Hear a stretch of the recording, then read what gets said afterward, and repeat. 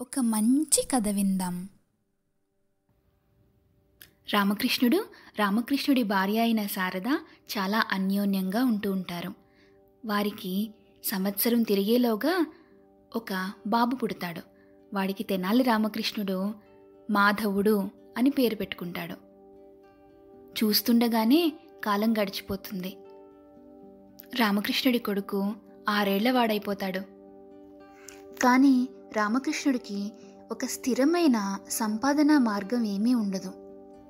తెనాలికి దగ్గరలోనే ఉన్న ఒక ఊరిలో ఒక వ్యాపారస్తుడున్నాడని, అతను కవులను కళాకారులను బాగా సత్కరిస్తాడని తెలుసుకొని రామకృష్ణుడు ఆ ఊరు వెళ్ళి ఆ వ్యాపారస్తుడిని కలుసుకుంటాడు.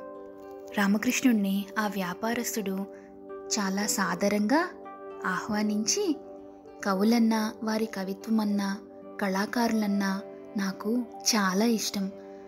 పైగా తెనాలిలో ఉన్న కవులకి కళాకారులకి సరస్వతీదేవి అనుగ్రహం ఎప్పుడూ ఉంటుంది.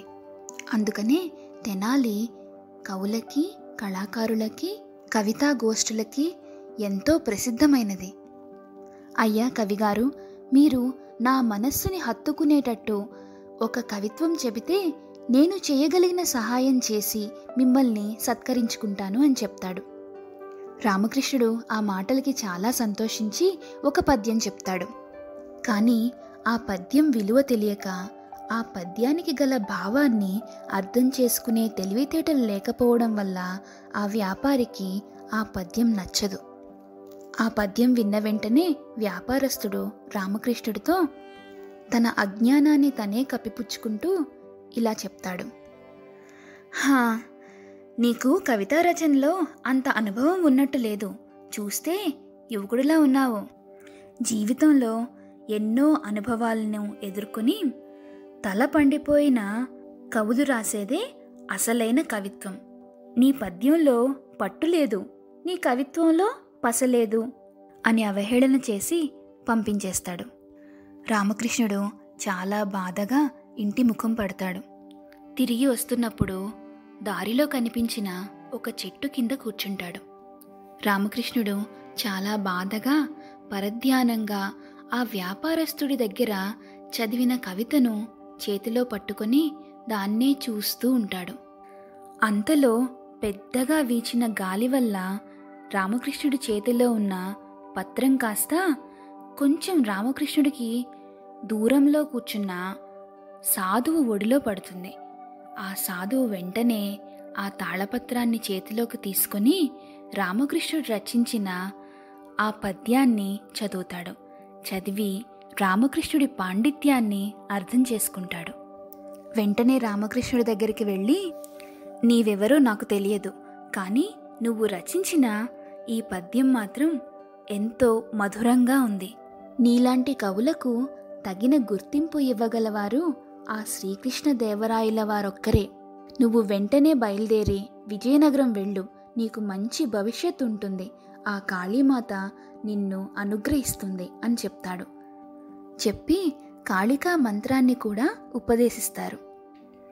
ఆ సాధువు చెప్పిన మాటలు రామకృష్ణుడికి ఎంతో నమ్మకాన్ని కలిగింపజేస్తాయి. అలా రామకృష్ణుడు శారదతో పాటు మాధవుణ్ణి తీసుకొని విజయనగరానికి పయనమవుతాడు. రామకృష్ణుడు బయలుదేరినప్పటి నుంచి కూడా సాధువు చెప్పిన కాళికా మంత్రాన్నే మనసులో మననం చేసుకుంటూ ఉంటాడు. ఒక రోజంతా ప్రయాణించిన తర్వాత చీకటి పడుతుంది. ఆ చీకటి పడే సమయానికి ఒక కాళికాదేవి ఆలయం కనిపిస్తుంది. ఆ రాత్రికి అక్కడే బస చేద్దామని నిర్ణయించుకుంటాడు రామకృష్ణుడు. ఆ కాళికాదేవి ఆలయం చాలా నిర్మానుష్యంగా ఉంటుంది. పూజా సంస్కారాలు లేక బూజులు పట్టి ఎక్కడ చూసినా దుమ్ము మట్టి కనిపిస్తాయి. శారద వెంటనే ఆ గుడి లోపలికి వెళ్ళి బూజులన్నీ దులిపేసి మట్టినంతా శుభ్రం చేసేసి కాళికాదేవి ముందు దీపం పెట్టి కాళికాదేవిని పూజిస్తుంది. అదే సమయంలో పెద్దగా డప్పుల శబ్దాలు వినిపిస్తాయి. వెంటనే రామకృష్ణుడు గుడి బయటకు వెళ్ళి దూరం నుంచి చూసొచ్చి శారదతో ఇలా అంటాడు. కొండజాతుల వాళ్ళెవరో సంబరాలు జరుపుకోవడానికి వస్తున్నట్టున్నారు. వాళ్ళ కంటపడితే చాలా ప్రమాదం అని చెప్పి శారదను మాధవుడిని గర్భగుడిలోని అమ్మవారి విగ్రహం వెనక్కి పంపించేస్తాడు. తన వస్తువుల్ని తీసుకుందామని రామకృష్ణుడు ఆలయం బయటికి వస్తాడు. వచ్చి చూసేసరికి కోయవాళ్ళు అక్కడికి వచ్చేస్తారు.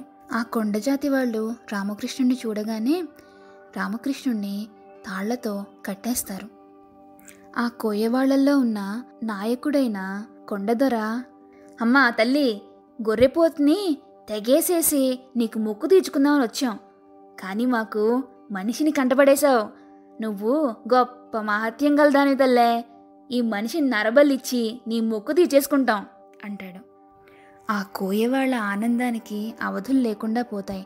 అందరూ కలిసి గట్టిగా కేరింతలతో డప్పు శబ్దాలు చేస్తూ ఉంటారు. రామకృష్ణుడికి భయంతో ఒళ్ళంతా చెమటలు పట్టేస్తాయి. ఎలా తప్పించుకోవాలా అని ఆలోచిస్తూ ఉంటాడు. వెంటనే వాళ్లతో, ఆగండి ఆగండి, ఇవాల్టి నుంచి ఇక్కడ జంతుబలి నరబలి నిషిద్ధం. ఈ మాట మీకు చెప్పమనే అమ్మవారు నన్నిక్కడ కాపలా పెట్టారు అని చెప్తాడు నిర్భయంగా. రామకృష్ణుడి మాటలు విని అక్కడున్న వాళ్ళందరూ ఆశ్చర్యపోతారు.